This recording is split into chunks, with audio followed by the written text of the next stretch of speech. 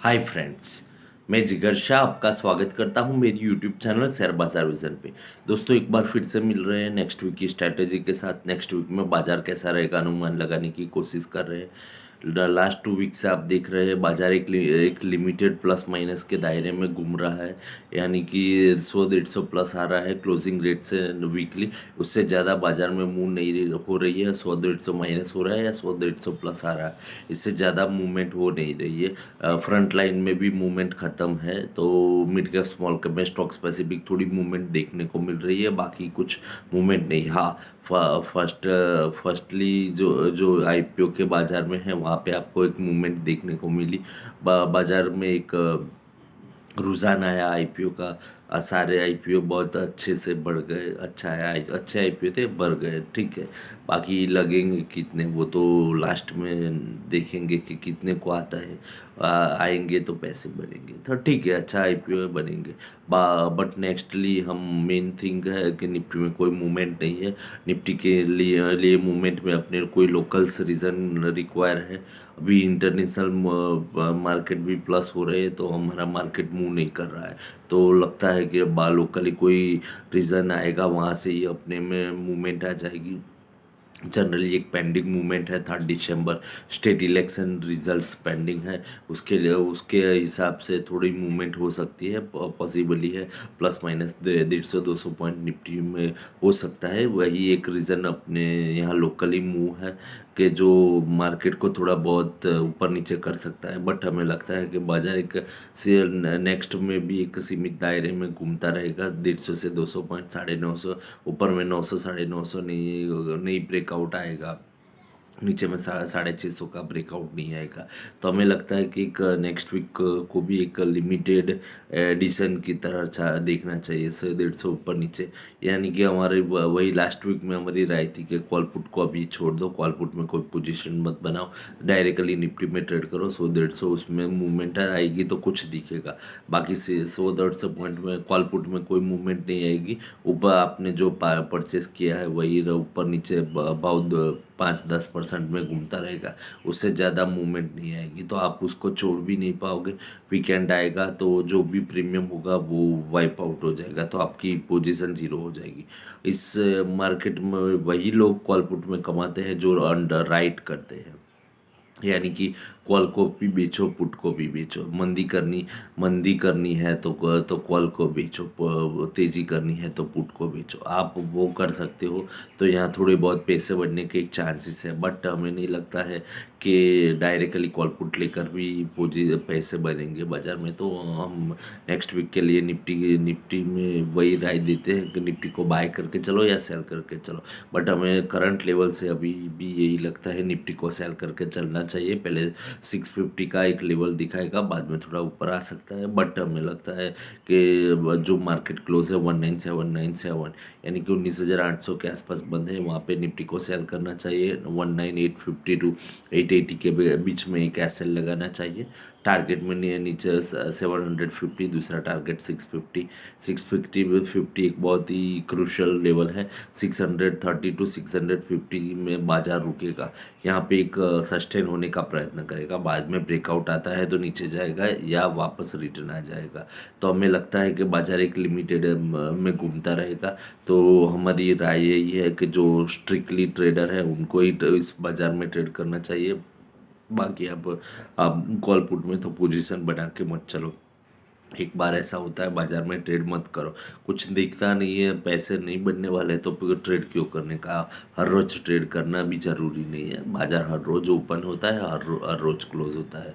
तो हर रोज क्लोज करने ओपन या क्लोज हमें करना होता नहीं है, वो ऑब्वियसली होता रहता है। तो एक बार ट्रेड नहीं करोगे तो कोई फ़र्क नहीं पड़ेगा। बट पैसे हैं, कॉल पुट में पैसे तो घिस जाएंगे फेवर में मूवमेंट नहीं हुई तो। और हमें लगता है कि एक लिमिटेड बाजार में जब चलता है तब कॉल पुट में बहुत दिक्कत आती है। कॉल पुट में पोजीशन में भी दिक्कत आती है। अभी हम मार्केट में हमने देखा टाटा में 1 लाख करोड़ का सब्सक्रिप्शन आया, यानी कि सभी लोगों ने पैसे टाटा में लगा दिए। दूसरे दूसरे 4-3 आईपीओ में भी बहुत अच्छा रिस्पांस मिला। तो बाजार में से लिक्विडिटी बहुत सी आईपीओ में भी चली गई। तो स्मॉल कैप मिड कैप में भी वही हाल होगा। एक रिस्ट्रिक्टेड मूवमेंट मूवमेंट होगी, तो हमें लगता है कि 2-3 दिन ऐसे ही रहेंगे। 2-3 दिन बाद पैसे रिलीज होंगे तो स्मॉल कैप मिड कैप में ज़्यादा मूवमेंट दिखने को मिलेगा। बाकी तब तक स्मॉल कैप मिड कैप में भी मूवमेंट है इतना नहीं होगा। तो ट्यूसडे वेडनेसडे के बाद बाजार में थोड़ा और मूवमेंट आएगा। अच्छा है, मंडे को एक हॉलीडे आ गया तो सो मार्केट की एक मूवमेंटलेस मार्केट को फेस करने के लिए एक दिन और ओछा कम हो गया। तो हमें लगता है कि बाजार एक रेंज बाउंड रहेगा, उसको आपको सेल करके ही चलना चाहिए। 850 880 के बीच में ऐसे लगाओ और सेल करो। जिसको बाय करना है उसके उसके लिए हम हमारे पास एक ऑप्शन वही है कि वेट करो। 680 टू 700 के बीच में आता है, वहाँ पे बाय करो। नीचे में 640 टू 630 टू 650 के बीच में ऐसा लगाओ। पहला टारगेट आएगा 740, दूसरा टारगेट आएगा 800, तीसरा टारगेट 815। 880 बहुत क्रूशियल लेवल है, उसके ऊपर बाजार बंद आना बहुत डिफिकल्ट है। तो हमें लगता है कि बाजार 880 के ऊपर बंद नहीं आएगा और नीचे में 640 के नीचे बंद नहीं जाएगा। तो ये रेंज बाउंड है, उसके लिए उसको ब्रेकआउट करने के लिए कुछ चाहिए, कुछ ट्रिगर आएगा तो ब्रेकआउट होगा। ब्रेकआउट आएगा होगा तो नए लेवल्स आएंगे, तो उसके बारे में डिस्कस करेंगे। बाकी अभी कुछ ऐसे कॉल पुट की पोजीशन के हिसाब से भी ऐसे कुछ खास लेवल नहीं है। एफ आई की पोजीशन 20 टू 24 के बीच में घूम रही है। बाजार में वो बहुत ज़्यादा बढ़ा नहीं रहे, बहुत ज़्यादा कम नहीं कर रहे। हाँ, पोजीशन हेज कर रहे हैं अपने स्टॉक के हिसाब से, इससे ज़्यादा बाजार में मूव नहीं है। तो हमें लगता है बाजार एक इंटरेस्टलेस पूरा वीक रहेगा। हाँ, ये जो इलेक्शन के लिए जो भी है उसके उसके हिसाब से थोड़ा बहुत मूव कर जाएंगे। से 100-150 पॉइंट की एक्सपेक्टेड मूवमेंट है। जो लोकल ट्रेडर्स है या लोकल एच एन आईस है, वो थोड़ा बहुत अपनी पोजीशन ऊपर नीचे करेंगे। बट हमें नहीं लगता है वो भी बहुत बड़ी इवेंट है। हाँ, वह एक 1 डे 2 डेज के लिए थोड़ी मूवमेंट हो सकती है, बाकी है नहीं। तो हमें लगता है कि बाजार में नए लेवल्स आने में अभी भी टाइम लगेगा। बाजार पहले थोड़ा एक नीचे होकर आएगा, बाद में नए लेवल्स आएंगे। तो होपफुली हमें बाजार को एक बार सेल करके ही चलना चाहिए। अपनी स्ट्रेटेजी वही है, लास्ट 2 वीक से हमने सेल ऑन एवरी राइस की स्ट्रेटेजी अपनाई है हुई है।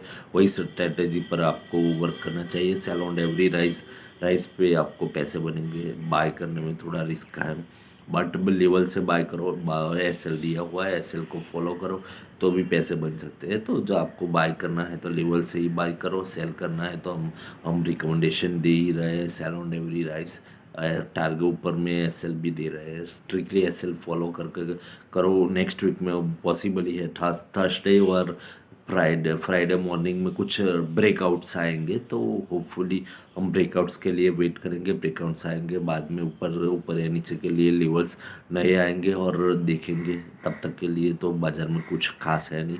आपके लिए एक और स्टॉक लेकर आए हैं, LIC इंडिया। बहुत घिसा पिटा स्टॉक है।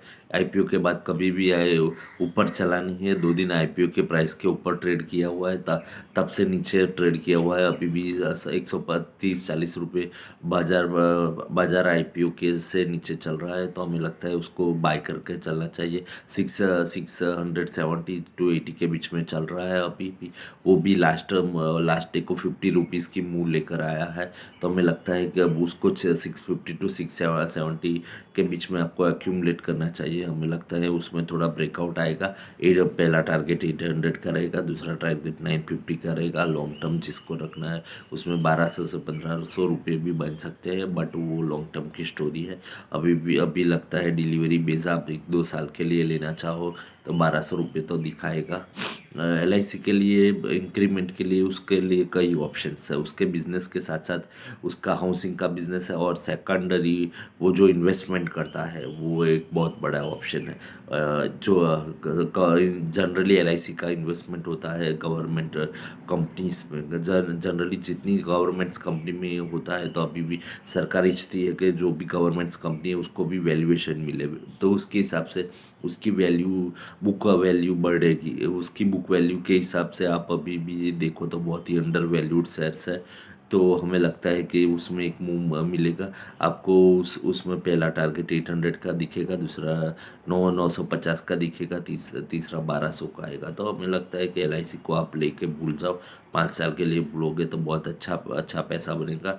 तो 5 साल की जो हमारी रिजिम चल रही थी उसमें एक और स्टॉक ऐड करते हैं इस week, LIC of India. LIC को बाय करके चलो, ऐसे LIC में भी बहुत बढ़िया पैसे बनेंगे। कई लोग बोलते हैं PSUs में पैसे नहीं लगाने हैं, हमने कई PSU स्टॉक रिकमेंडेशन किए हुए हैं। PSU में भी बहुत बढ़िया पैसे बनते हैं। वह बीच बीच में हमने एक बड़ा स्टॉक टाटा एलेक्सी का दिया था, 77200 और 27400 के बीच में एक्यूमलेशन किया था। अभी 8400 आ गया है, यानी 1000 रुपीज़ चला। मैक्सिममली 1.5 मंथ में के बीच में 1000 रुपये का इंक्रीमेंट हुआ। ऐसे बहुत से स्टॉक्स हैं, बट ये हम सीरीज़ बना रहे हैं लॉन्ग टर्म के लिए कि आप लेकर भी भूल सकते हो, शॉर्ट टर्म भी कर सकते हो। तो ऐसे स्टॉक को हम रिकमेंडेशन करते हैं, उसका आप लिस्ट बना के रखो, उसमें से कुछ भी बाय करो। बाजार में डिप आता है तो आपके पैसे बनेंगे, उसको उसमें लॉस करने की कोई ज़रूरत नहीं। तो ऐसे स्टॉक की एक लिस्ट बनाओ। हमने आगे पहले भी 7-8 स्टॉक्स अभी अभी ऑलरेडी दे चुके हैं, तो वो स्टॉक्स आप उसमें से भी कुछ सिलेक्ट करना है तो पिछले हमारे वीडियोस में जाके देख सकते हो। तो सो फ्रेंड्स, आपके लिए एक ही रिक्वेस्ट थी, हम जो भी हमारे वीडियोस देख रहे हैं उनको हमारे वीडियोस को शेयर कीजिए, लाइक कीजिए, जिससे हम ज़्यादा से ज़्यादा लोगों तक पहुंच सके। सो फ्रेंड्स, आज के लिए इतना था, मिलते हैं नेक्स्ट वीक में।